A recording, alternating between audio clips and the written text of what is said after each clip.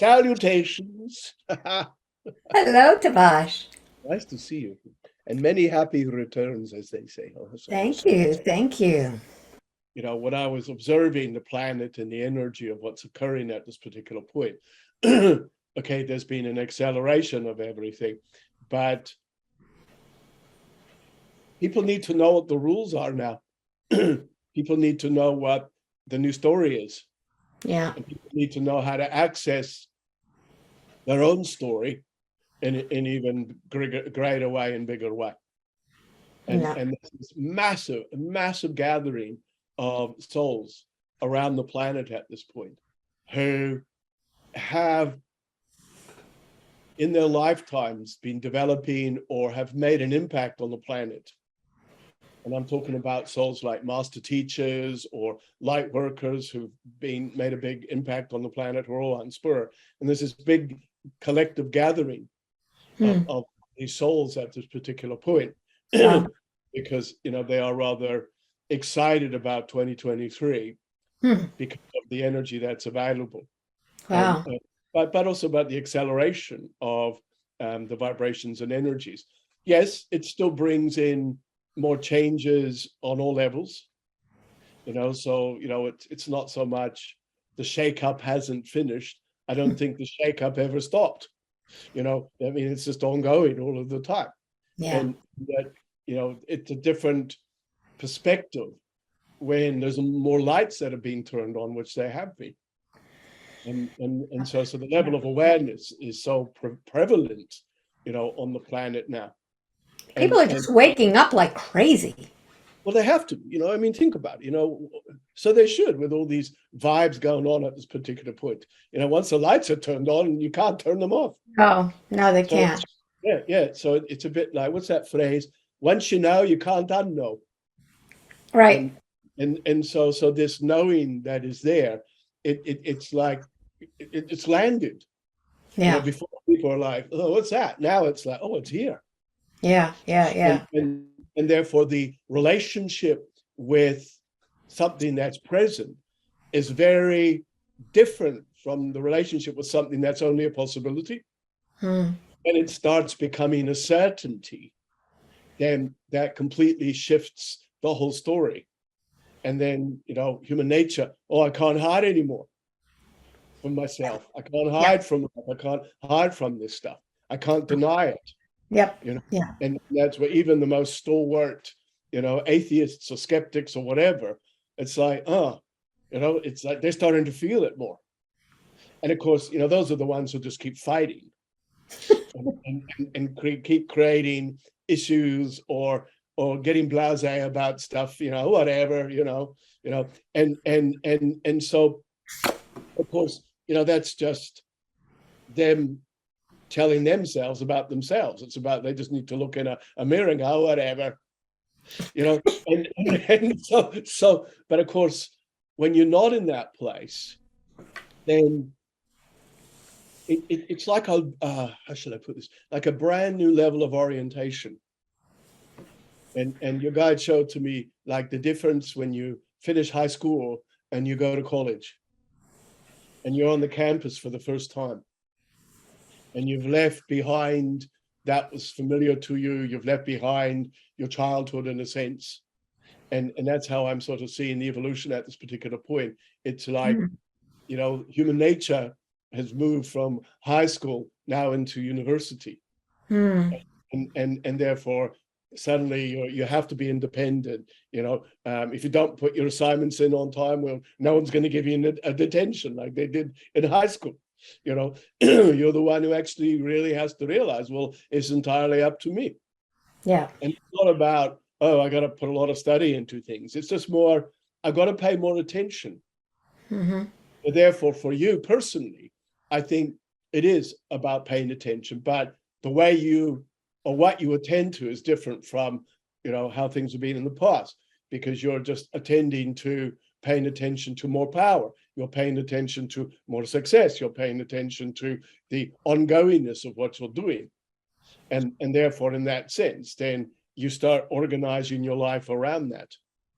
And I think, in the time that you have been in your property, the energy is really settled now. So you've linked in, and I don't know, I always get this when I talk to you. I get all the peoples of the land, the spirits of the land around you.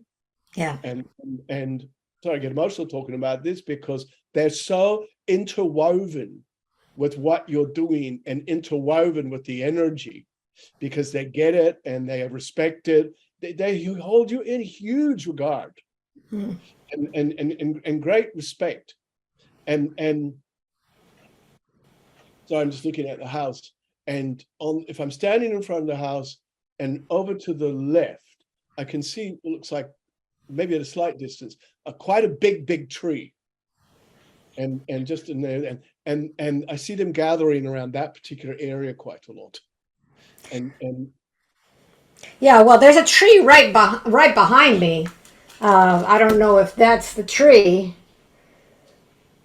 I would say that is the tree. So is that? That's like I call that the grandmother tree. That's a huge tree. Yeah, so that tree they gather around. There's something very sacred about that tree. Mm-hmm. Real power. So that's a gathering place for them, basically. See, but yeah, the energy of the land is so highly activated now because you've had quite a few events there too, and so with the rituals and some other people who've been creating rituals themselves whilst they're there. I think so. Mm-hmm. Yeah, oh, absolutely. So there's been, someone's just saying, massive activation, in that vibration, and you are telling me, yeah, I can see this. It's like the whole property is in a bubble of energy now. It's a heaven on the earth. Yes. So it's created a heaven, and it's going to keep developing and developing and developing and developing.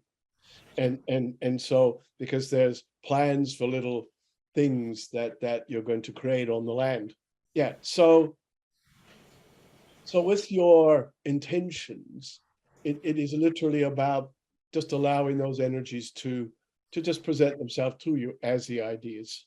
The elders who are speaking to me now of the land say it's a place where she aligns, she feeds, she empowers, she reestablishes, so there's just this, it's like a lifeline for you.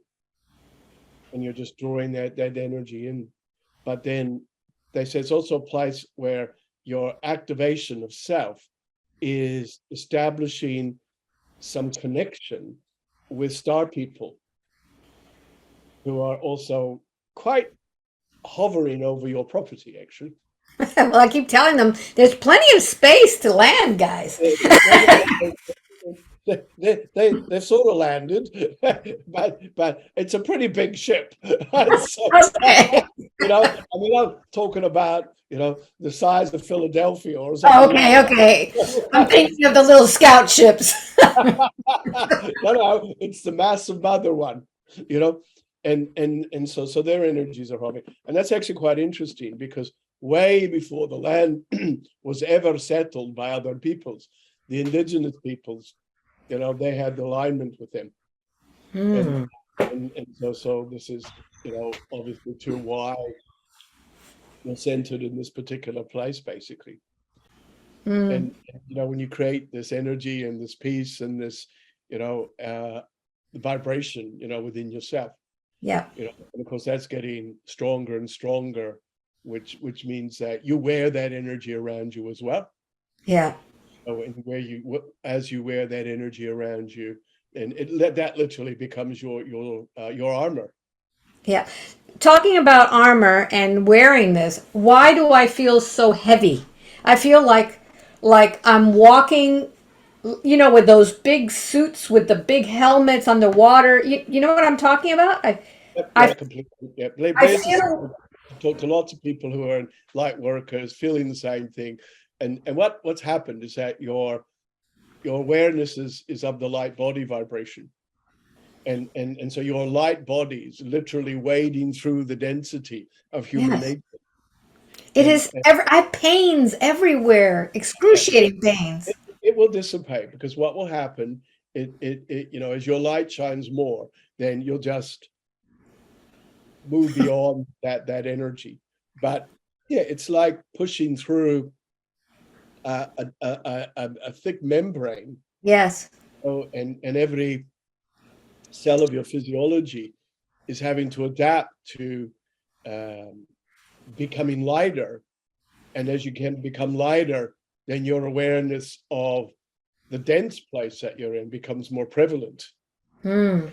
So it's like you feel the pressure of, so it's really like, wow, when you're human in your nature, you don't feel the pressure as much. But when you're higher in your nature, you feel the pressure. Wow. So what you do is that you just keep turning up the volume on your light energy. As the light energy manifests more through your physiology, it transforms the cells of your body into being able to adapt to that pressure. And so in a way, it's a bit like just going right through it. So Whereas, where am I in right now? I would say, and I'm looking at Blair at this as well, you're about 80% through it, Hmm. but you'll feel it, Okay. you'll feel it, and you'll feel tired, and it could affect people in all sorts of ways, their joints, their nerves. So it everyone feels it, but I think also to where you feel it is a sort of a good indicator of where you carry stuff. Yeah. And so because it's a bit like, oh, okay, I'm shining a light on myself more. Yeah. So therefore, for yourself and looking at your joints and stuff, then you do carry stuff in your joints. Hmm. And that's just a storage unit for you, a storage place for you. And look, you don't have to have it though. That's the thing. You don't, remember, you're not a storage unit for anything. No one needs to be a storage unit. Okay. And as I'm saying this, it's like I just have to be God. That's all I have to do. I don't Yes. need to put this out and figure it out. I just have to be God. And every day I'll decide how that's going to be. I don't have Yeah. to be God in the same way every day, but I might, because if that feels natural, I will. But if every day I can be God differently, well, then it's like saying each day, okay, how can I be God today? Right. To me, this place as a 1 day or 2 day retreat has become my focus for people, to bring them here and to get healed. I agree. Yeah. And that just fits in so well with what we were saying before about the activation. It's an activating place. It's a place of activation. Mm. People are going there not to be healed, but to be activated, so that the activation can actually do the healing. Yes. And Yes. or another word is it's a place of awakening. Mm-hmm. So people step in there and suddenly they wake up to who they are as a soul. Yeah. And then they start generating the energy of source through them in a way they never have before, and therefore transformation can occur emotionally, physically, mentally, etc.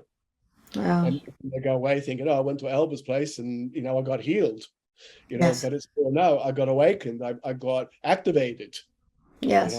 got plugged in. Yeah.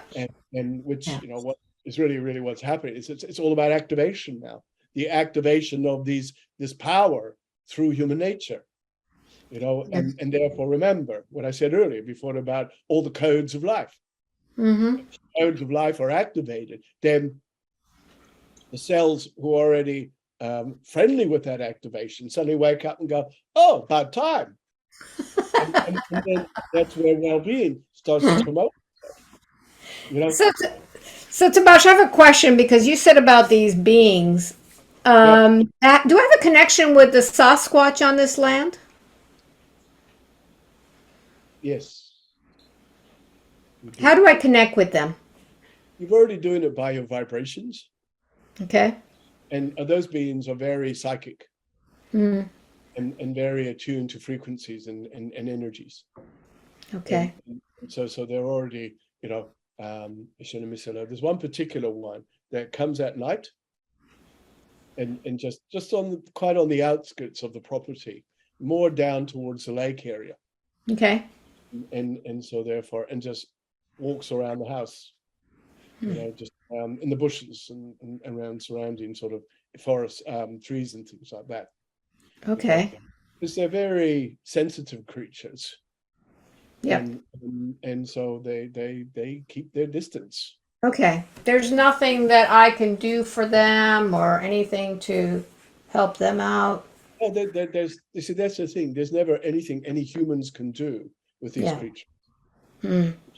because it's not about, oh, let's all have a cup of tea together, you know. So Well, like this, maybe they want some fruit or something, you know?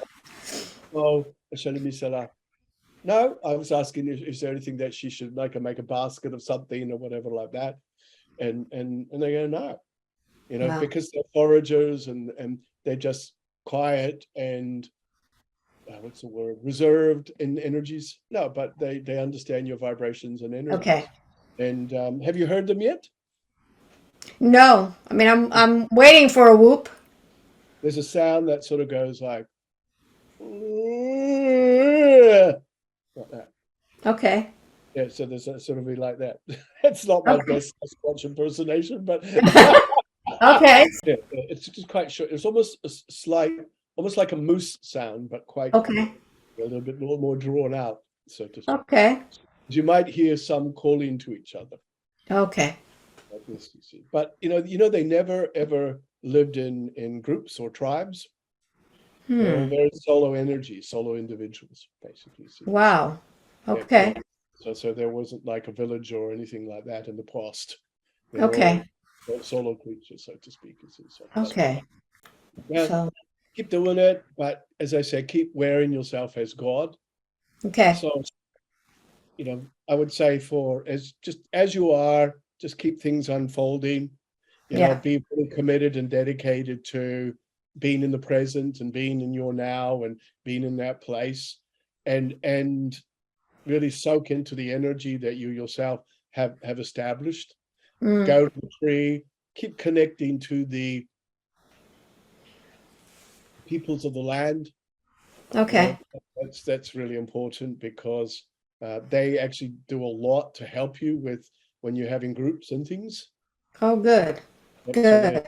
they're just around you like your keepers, Mm-hmm. just keep the energy more balanced. And they themselves are quite good healers. So they often will work with some people who need to do a lot of healings. The activation is now establishing itself by all the things that you're actually doing, the improvements that you've made, the way you've activated the land itself. Yeah.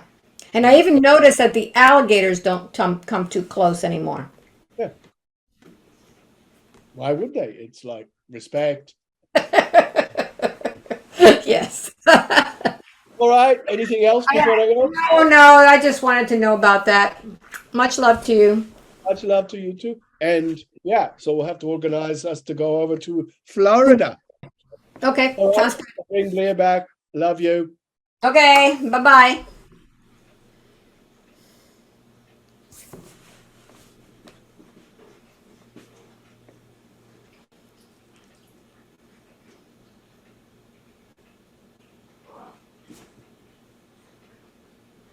Hello. You're back.